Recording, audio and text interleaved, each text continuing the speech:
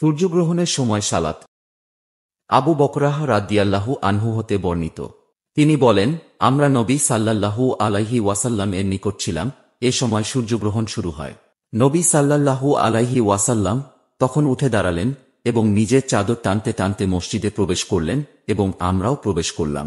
তিনি আমাদেরকে নিয়ে সূর্য প্রকাশিত হওয়া পর্যন্ত 2 রাকাত সালাত আদায় করলেন।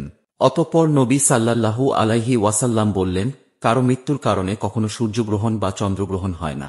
তোমরা যখন সূর্যগ্রহণ দেখবে তখন এর অবস্থা দূর না হওয়া পর্যন্ত সালাত আদায় করবে এবং দুআ করতে থাকবে।